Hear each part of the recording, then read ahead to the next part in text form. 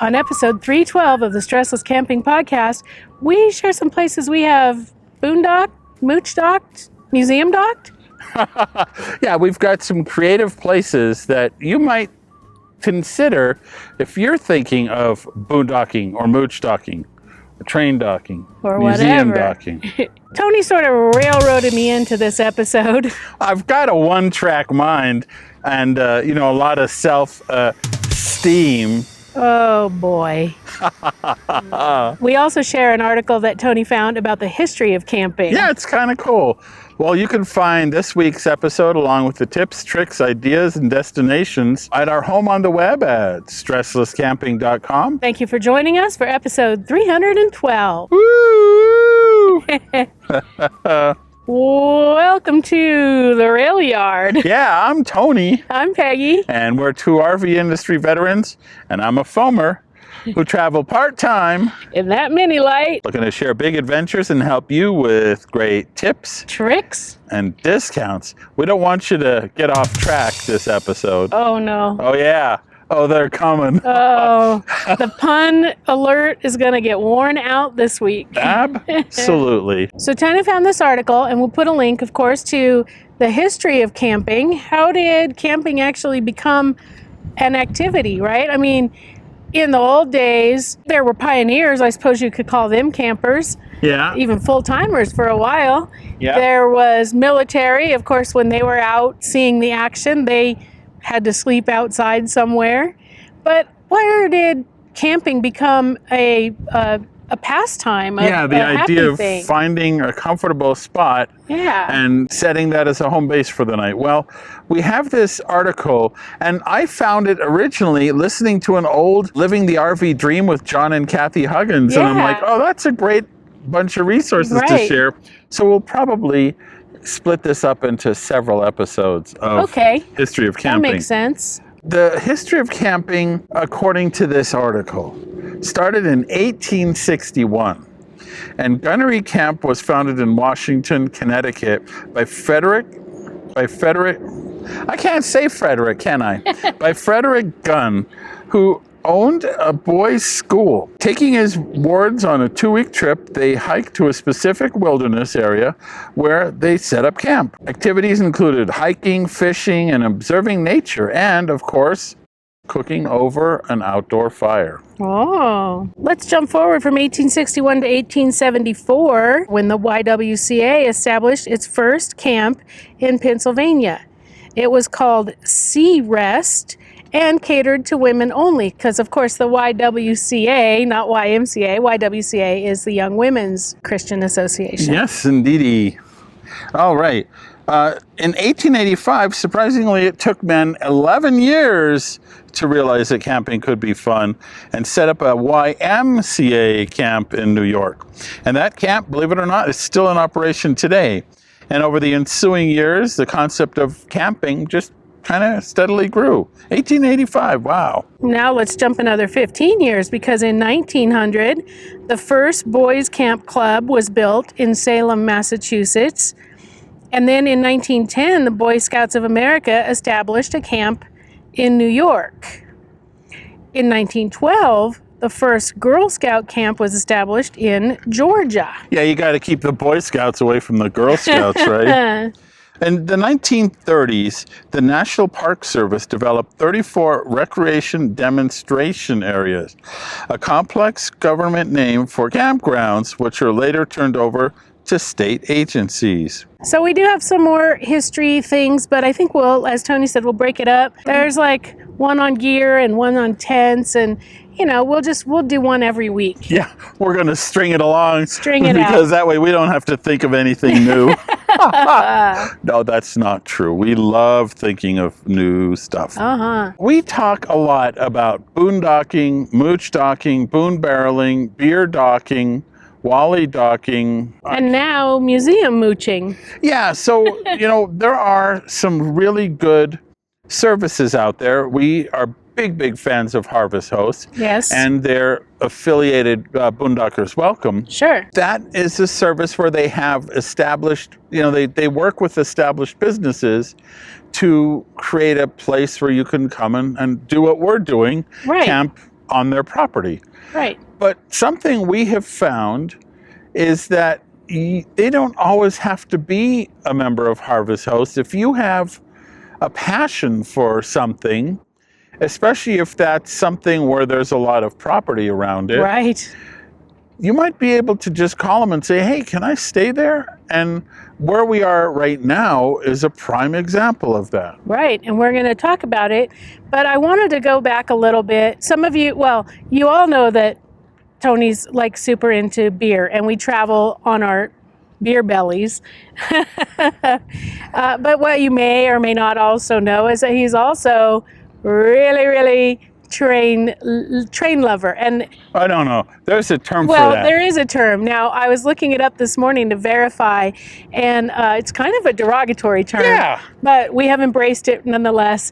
And the rail employees call people like us foamers because we're so excited to see a train that we foam at the mouth with excitement. These people stand at the side of the tracks and they're like, ooh, a train, ooh, a train. And I stand at the side of the tracks and go, ooh, a train, ooh, a train.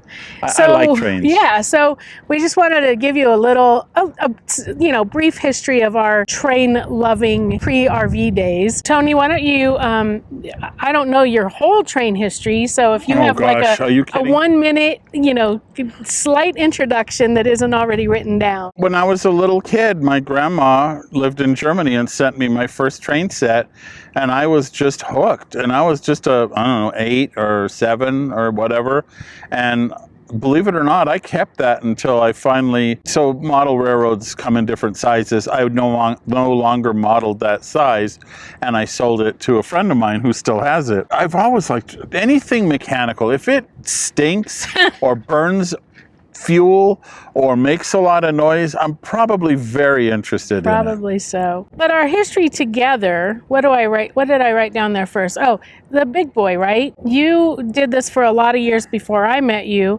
And then the big boy that's now homed in Cheyenne, Wyoming, used to be stationary at the Los Angeles County Fairgrounds. There was one year we went to the fair, and they had put an air compressor up to the whistle of the big boy, and for like $5 you could blow the whistle, and that $5 they said was meant to help keep that locomotive in a state where somebody could restore it.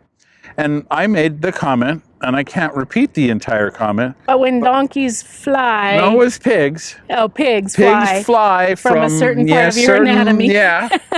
I said, that's about when somebody's going to restore something that big. Well, the joke's on him because the big boy got restored. It is now, like I said, housed in Cheyenne, Wyoming. It makes, I know last year it made a trip west and then it made a trip east. So it's scheduled to go to around. Colorado this year, I think. So last year when it was coming home from its West Coast trip, we went to Cheyenne and did a whole, I'll put a link to the episode we talked about tent camping. We actually tent camped in Cheyenne so that we could go and see the big boy coming home to Cheyenne. That was pretty cool. That was very cool. Another reason maybe I like trains is because I was always getting coal in my stocking. I had to do something with that. Oh, that could be it. Anyway, later we rode the Amtrak from Union Station in Los Angeles to Colorado, and that was if you ever have a chance to ride the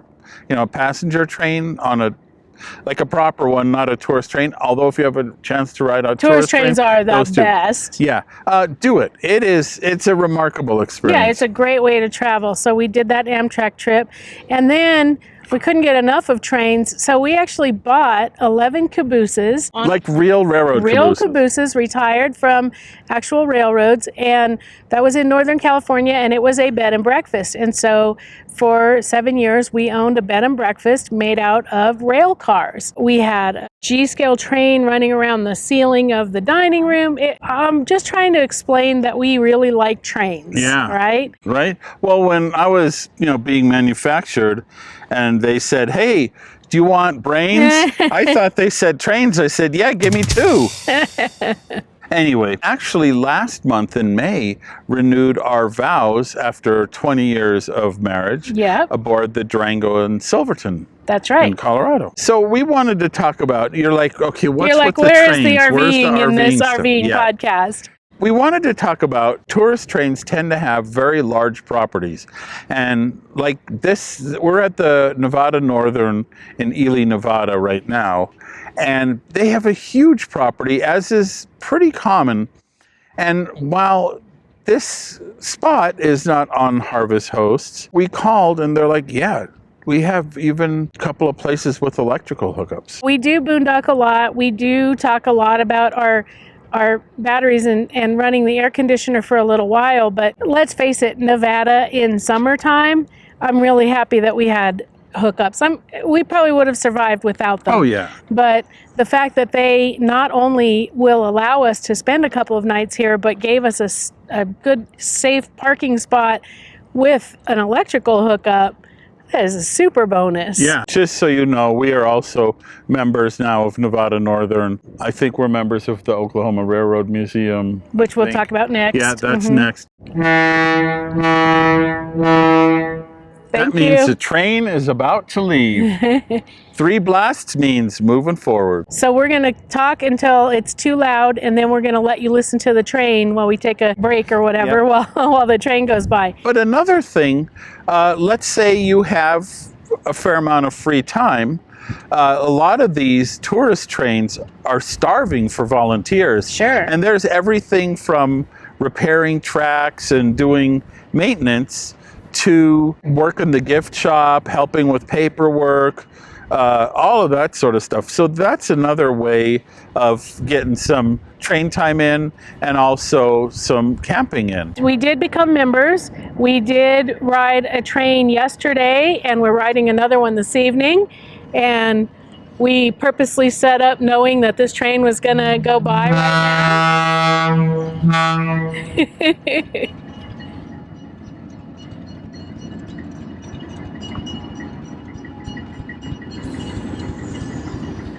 We're also right by a grade crossing, so you're going to hear them honk to go through that in just a moment. They have a certain honk they have to do to go through the grade crossings.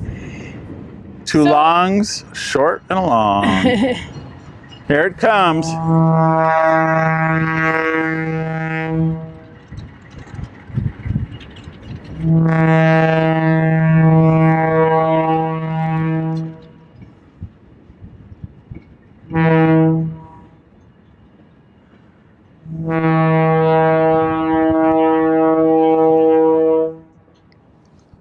I love it. That was us yesterday. Yes. So what else? Here at Nevada Northern, there's a museum. This was a working mine train. They mined copper. Yeah. Actually, they mined copper here. Copper. It was the working, mine train until 1983, from 1880 something until 1983.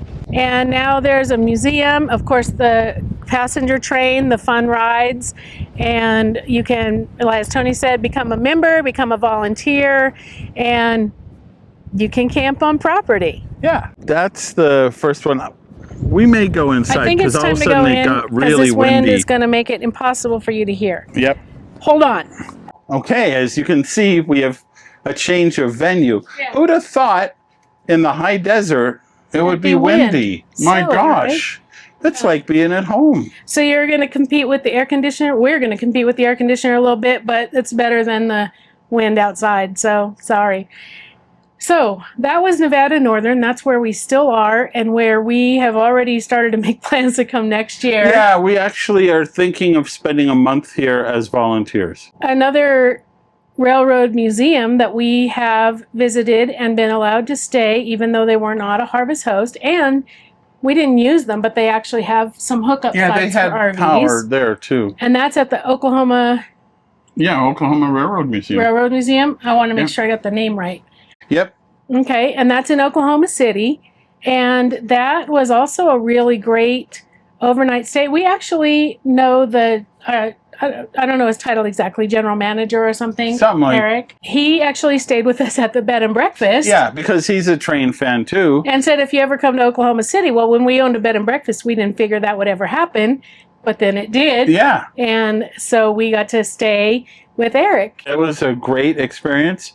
And again, they have a museum there, and they're, as all these tourist trains are, they're looking for volunteers to help out. So if you can stay for a longer period of time, instead of work camping, how fun would it be to stay at a train place? Now, if you are work camping and need the money, that's then maybe a not. different enchilada. Although, who knows, right? Now, we were in a little bit more of a hurry. I don't know the answer to this. Does the Oklahoma Rail Museum have a train you can ride? Yes. Yes. Okay. Absolutely. We did not get to do that. So I think we still have were to go there back. beginning or end of the season, something like well, that. and we were only there one night. So we True. were able to go through the museum in the morning, and then we had to get back on the road. So Yeah. we didn't really have time. Another one we've stayed at is the Southern California Railroad Museum, which was called... It was called the Orange Empire. Yeah, it was that when we stayed there.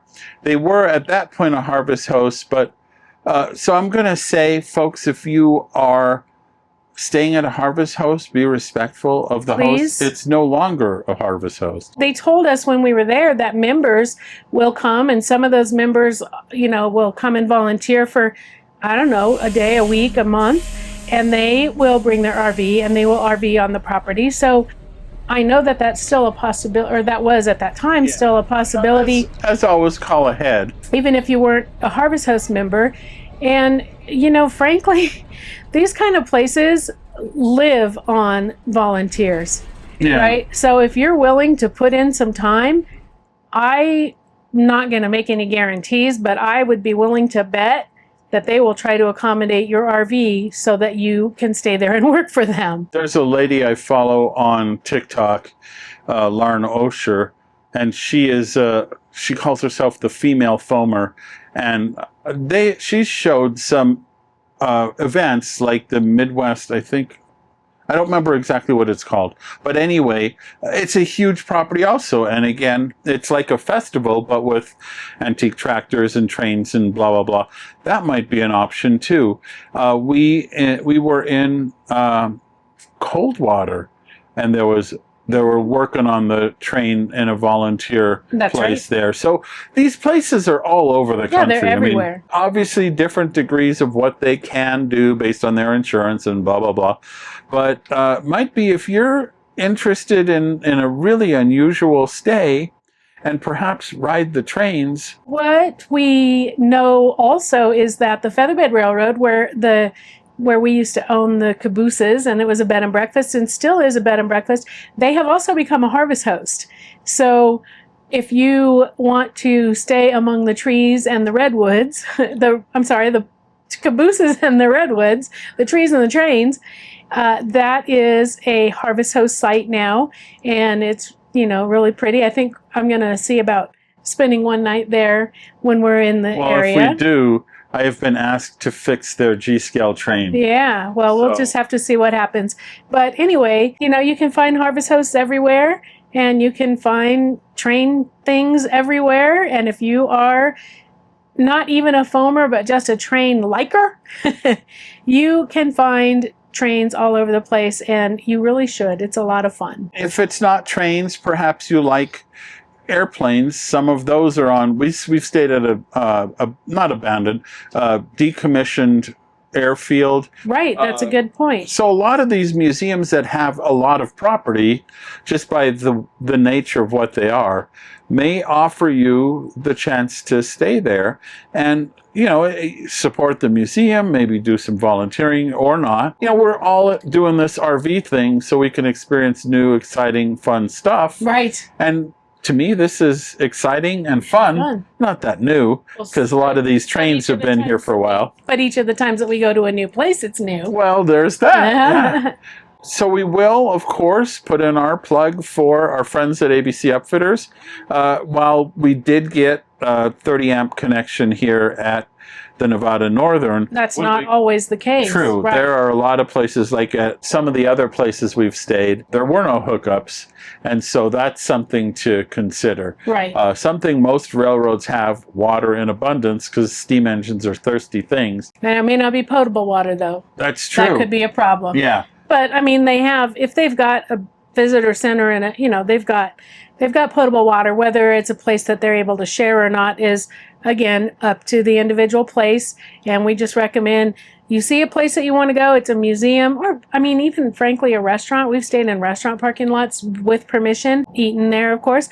This is an idea. Look on a map, an aerial view of a map, and if they look like they have a great big parking lot, chances are they're going to be amenable to letting you hang around there, especially if you're going to volunteer some time or become a member or, buy train stuff rides. out of the gift shop. I'm looking at our new train mug over there, and I have a new train shirt. Not this one. This is from the big you got boy. A new one. And we always encourage them to become harvest hosts too. So yeah, there's that. So we had talked about how we pull this off. Anybody who's listened to this podcast for any length of time knows we've got a solar and lithium system based on Master Volt components from our friends at ABC Upfitters. And the things we like, we have used it on this trip several times overnighting. It just works so well. We can't be more pleased with the performance of this system, with the quality of the installation. We have not really had to call for support, but we know that you speak with Scott or you speak with Ben, or it's a America-based, English-speaking, people who know what they're talking about and who are polite. It's a small enough company that you're almost likely to talk to the same couple of people every single time because it's the only people that there are. Right. But it's also a big enough company that they supply like Thor vans. Well, sure. And Rockwood and Flagstaff and a number of other brands. So they have... Well, they have a lot of behind the scenes. Yes. Yeah, what I meant was the people that answer the phone. Right. It's not a giant corporation, but it's not a company that's struggling. So anyway, if you are looking for a great solar and lithium system, you can give them a call at 574-333-3225. That's 574-333-3225, or use this QR code or look at the show notes for a link to their page on StressLessCamping.com. Okay, so last week we asked, on our question of the week, we asked you to share the most breathtaking, beautiful piece of America that you have seen. Thank you, Canada or Mexico. Or Canada or Mexico or Europe or wherever you've RV'd, right? We had just gone at that time through southern Utah, and we were still reeling with the beauty. And, there's so many beautiful places. And thank you, the ones that have already answered and sent pictures, added pictures. I'm loving it. And by the way, tell us where it is so we can go. Yeah. Cheaters. Yeah. And this week, because we're talking about railroad museums, and that's of course our favorite, what is your favorite kind of museum? Well, what about the I-80 truck stop with trucks? I like those, and car museums, that's another source. Well, you do like car museums an awful lot. Again, if it stinks and burns fuel, I'm interested. That's most right. likely. I am a geologist, so I like natural history museums. And she likes me because I have rocks in my head. There's that. So there's that. Anyway, let us know what your favorite museum is, or your favorite type of museum. And have you stayed? And have you spent the night at one? That's a good part of the question. So you can answer that question or pose your own questions or participate in the discussion at our fun and friendly StressLess Campers Facebook group. And truly it has been fun and friendly. Very polite group of RVers. Absolutely. If you don't already know, we do have a once-a-week newsletter. You can sign up at StressLessCamping.com on any page that you see. And we don't share your information. We use it to send you an email once a week, every Thursday morning, right? Yeah. Except this last one that we did on Wednesday afternoon to make a special announcement. And as I said last week, although I forgot specifically what I was going to add to the newsletter, sometimes there's stuff in the newsletter that we don't talk about because we think about it too late, or because I really want to see who's reading. So sign up for the newsletter. You'll get it once a week. It'll remind you that a podcast is coming out, and it'll give you links and stories to other things that we found out there on the internet. Yeah, and don't forget to check out our favorite RV products and services. Last week we learned about some new Camco stuff, but we've got a whole collection of stuff.